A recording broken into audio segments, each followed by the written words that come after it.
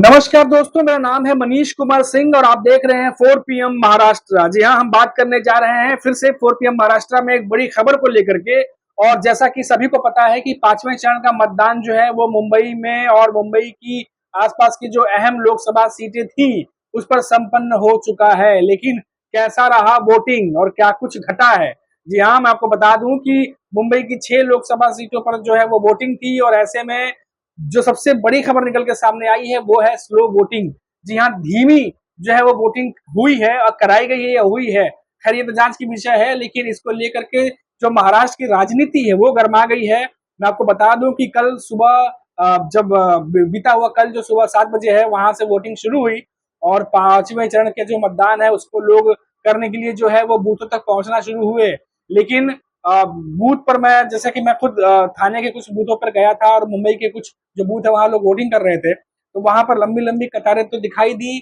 लेकिन जो आधा दिन बीतते बीतते ये खबर आने लगी कि वोटिंग जो है वो स्लो हो रही है और धीमा जो है वोटिंग का प्रोसेस चल रहा है, जिसको लेकर के जो फिर राजनीति जो है वो गर्मा गई।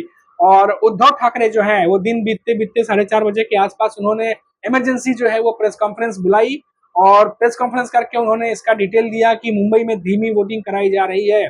साथ ही साथ जो है ये भी कहा गया कि जो धीमी वोटिंग है ये उन सीटों पर कराई जा रही है जहां पर इंडिया गठबंधन के कैंडिडेट जो है वो मजबूत है, जो मजबूत प्रत्याशी है, जो मजबूत कैंडिडेट है, वहां पर धीमी वोटिंग कराई जा रही है। तो इन तमाम चीजों को लेकर के जो है उद्धव ठाकरे ने जो है ये प्रेस कॉन्फ्रेंस की और साथ ही साथ ये भी कहा वोटरों से कि अगर आप वोटिंग जो है अगर नहीं गए हैं, वापस चले गए हैं, तो वापस जाइए वोटिंग बूथों पर। और भले ही वोटिंग बूथ पर हम जो है वो पहुंचने के बाद भले ही 5 बज जाए, लेकिन सुबह के 5 बज जाए, लेकिन बिना वोट दिए वहां से मत जाइए। जरूरत पड़ी तो हम खुद जो है वो कानूनी लड़ाई भी लड़ेंगे इस चीज को लेकर के, लेकिन बिना वोट दिए वहां से ना जाए। और हम आपके साथ हैं, ये तमाम बातें जो है यूपीटी ग्रुप के नेता उद्धव ठाकरे उन्होंने कही है। जी हाँ, और ये प्रेस कॉन्फ्रेंस उन्होंने इमरजेंसी जो है इमरजेंसी में की थी कल। और ये तमाम बातें जो है मीडिया के सामने उद्धव ठाकरे ने रखी है। वहीं हम बात करें जो म्यूजिक कंपोजर है, फेमस म्यूजिक कंपोजर है, उनकी हम बात करेंगे। लेकिन उससे पहले जो उद्धव ठाकरे ने तमाम बातें जो कही हैं, पहले आप वो इंटरव्यू सुन लीजिए कि इसके अलावा उद्धव ठाकरे ने और क्या क्या कुछ कहा है। ये वीडियो देखिए आप। सुबह से मैं देखते आ रहा हूं कि कई जगह पर मतदाता भारी संख्या से वोट देने के लिए उतरे हुए हैं, लेकिन असुविधा के कारण उनको वापस जाना पड़ रहा है। साथ ही साथ उनको अंदर देर लगाई जा रही है। क्यों? ताकि वो वोट ना करे। तो मैं सारे मतदाताओं को एक रिक्वेस्ट करता हूं, विनती करता हूं कि चाहे सुबह के 5 भी बज जाए, लेकिन आज जब तक समय दिया हुआ है उसके पहले आप मतदान केंद्र में जाइए। अगर सुबह कुछ भी असुविधा के कारण आप घर लौटे हो तो वापस जाइए। और कल सुबह 5 भी बज जाए, 6 भी बज जाए, कोई भी वहां से हिलेगा नहीं। आपको वोट करने का अधिकार है और आप वोट देने के बिना वो जो केंद्र है वो बंद नहीं हो सकता।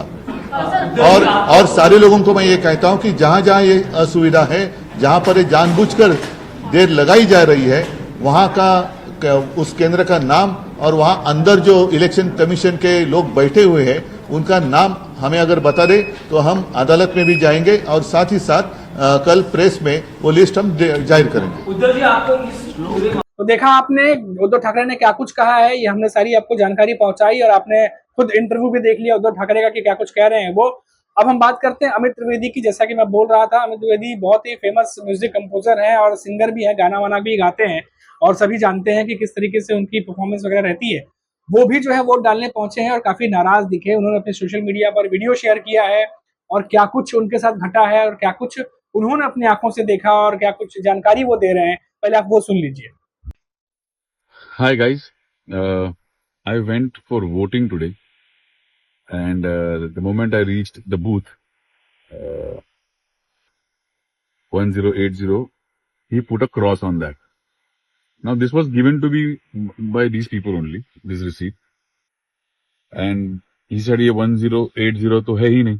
देखा आपने अमित त्रिवेदी जो है वो क्या कुछ कह रहे हैं वोटिंग को लेकर के। जो कुछ भी वो वोट करने गए थे, जो कुछ भी उनको दिखा है सामने सामने, उसकी सारी जानकारी उन्होंने दी है कि कम से कम 200 150 200 लोग थे, कम से कम उससे ज्यादा ही, जो बिना वोट दिए चले गए और इनको भी काफी ज्यादा परेशानी हुई है। तो धीमी वोटिंग तो हुई ही है, कई वोटर जो है वापस भी लौटे हैं, जैसा कि वीडियो में दिखाई दे रहा है, जो बता रहे हैं जैसा कि। तो ये धीमी वोटिंग को लेकर के जो है तमाम पॉलिटिकल पार्टीज जो है उन्होंने आमने सामने जो है तलवारें खींची हुई है। आपको बता दूं कि महाराष्ट्र के उप मुख्यमंत्री जो है देवेंद्र फडणवीस, उन्होंने भी कल स्टेटमेंट दी है एक और कहा है कि महाराष्ट्र में मुंबई में जो है वो धीमी वोटिंग हो रही है और इलेक्शन कमीशन को इस पर संज्ञान लेना चाहिए, इस पर ध्यान देना चाहिए और इस पर कोई ना कोई जो है कार्रवाई करनी चाहिए। और इलेक्शन कमीशन की तरफ से जो है जहां तक मैं रिपोर्ट में पढ़ पाया हूँ कि बातें सामने आई कि जो एक्स्ट्रा जो स्टाफ है, जो रिजर्व स्टाफ है, उनको लेकर के वोटिंग की प्रोसेस जो है उसमें तेजी लाई जाए और जल्दी से जल्दी जो है वोटिंग जो है उसको प्रोसेस को फास्ट किया जाए। अब इतनी सारी चीजें कल घटनाक्रम जो है वो घटी हैं मुंबई में 6 लोकसभा सीटों के वोटिंग के दौरान। तो आप सोचिए कि अब आधा दिन निकलने के बाद जो है ये सब कुछ सामने आया है कि वोटिंग स्लो चल रही है। और मैं आपको बता दूं कि महाराष्ट्र में 48 लोकसभा सीटों में से जो है 5 चरणों में मतदान होने थे इन सभी सीटों पर। 19 अप्रैल को पहले फेज का मतदान हुआ, फिर 26 अप्रैल को हुआ, फिर उसके बाद तीसरा और चौथा चरण जो है उसको संपन्न किया गया। वोटिंग परसेंटेज जो है कोल्हापुर को छोड़ के बाकी सब जगह पर 50% के आसपास ही घूमता रहा। लेकिन हम बात करें मुंबई की, तो मुंबई में और जो मुंबई और आसपास की जो लोकसभा की सीटें हैं 13 सीटें हैं, मतलब सबसे ज्यादा सीटों पर मतदान जो है वो 20 मई को हुआ। और जिसमें कल्याण, थाने, नासिक, पालघर, धुले, उसके बाद मुंबई की जो 6 लोकसभा सीटें ऐसे कुल मिला के 13 लोकसभा सीटें थी जिसमें मतदान हुआ है और 54% के आसपास टोटल जो है मतदान पहुंचा है और 49% के आसपास मुंबई का जो है वो मतदान का परसेंटेज रहा है। तो आप सोचिए कि एक तरफ इतने कैंपेन चलाए जाते हैं, एक तरफ इतनी अवेयरनेस चलाई जाती है कि ज्यादा से ज्यादा लोग वोट करें, और एक तरफ जो है इस तरीके की खबरें आती हैं कि मुंबई जैसे शहर में जहां पर हर एक चीज जो है इतना हाईटेक है, सोफिस्टिकेटेड है, लोग जो है वो पहुंचते हैं, रिसोर्सेज जो है वो ज्यादा मौजूद है, वहां पर भी जो है वोटिंग को लेकर के इस तरह की खबरें आती हैं कि जब 2-3 बज जाता है तब रिस्पॉन्स आता है कि वोटिंग जो है वो स्लो हो रही है। और ऐसे में फिर इंडिया गठबंधन के जो नेता है उनको सामने आना पड़ता है, जो यूपीटी ग्रुप के जो नेता उद्धव ठाकरे उनको सामने आना पड़ता है और प्रेस कॉन्फ्रेंस इमरजेंसी में करनी पड़ती है। और आप देखिए कि कुछ सेलिब्रिटीज भी हैं, हालांकि मैंने अमित द्विवेदी की जो है एक तो वीडियो मैंने आपको दिखाई एग्जाम्पल के तौर पर, और भी कई सारे सेलिब्रिटीज हैं जो मिसमैनेजमेंट से काफी ज्यादा जो है वो दुखी दिखाई दिए हैं और उनमें गुस्सा भी है इन चीजों को लेकर के। और कई सारी जो चीजें हैं उनको समझ में नहीं आई। वोटर आईडी जब वोट डालने पहुंचे तो कई जगह पे लोगों को हमने देखा कि लोग भी जो वो नाराज होकर गए, जो 2014 और 2019 में जिन्होंने वोटिंग की है उनका नाम 2024 के लोकसभा इलेक्शन में उनका नाम ही नहीं था। ये तमाम चीजें जो है वो देखने को मिली है और इन सब जो पूरा कुछ घटा है मुंबई में, अब इसको जो है किस तरीके से राजनीतिक चश्मे से जो पॉलिटिकल पार्टियां हैं वो अपने अपने तरीके से देख रही हैं। और कई जो है जो सत्ता में पक्ष में लोग हैं वो इलेक्शन कमीशन को कह रहे हैं कि ध्यान दीजिए कि स्लो वोटिंग हो रही है, कई जगहों पर धीमा वोटिंग कराया जा रहा है। वहीं हम बात करें इंडिया गठबंधन की तरफ से तो ये कहा जा रहा है कि जिस जिस सीट पे इंडिया गठबंधन के मजबूत कैंडिडेट खड़े हैं, मजबूत प्रत्याशी खड़े हैं, वहां जानबूझ करके जो है स्लो वोटिंग कराई जा रही है। तो ये बड़े गंभीर आरोप है और बहुत ही जो है ऐसे समय पर भी ये चीजें हो रही है जब वोटिंग का दिन है, और वोटिंग के दिन में सुबह 7 बजे से लेके 6 बजे तक का टाइमिंग होता है। और इस टाइमिंग में अगर आधे दिन के बाद कोई चीज मालूम चलती है तो आप कितना एक्शन और कितना इम्प्लीमेंटेशन कर पाते हैं उस चीज को सुधारने के लिए, क्योंकि आपके पास बहुत ज्यादा समय नहीं होता। वोटिंग का अपना एक टाइम होता है, उस टाइम फ्रेम में आपको वोटिंग करनी होती है और उसी टाइम फ्रेम में जो है तुरंत इन्फॉर्मेशन मिलती है तो उसको सुधारने के लिए जो है आपको एक्शन भी करना पड़ता है। तो इतने कम समय में इतनी सारी चीजें करनी पड़ती है, तो पता नहीं कितना वोटिंग परसेंटेज को फास्ट कर पाए इलेक्शन कमीशन या नहीं कर पाए।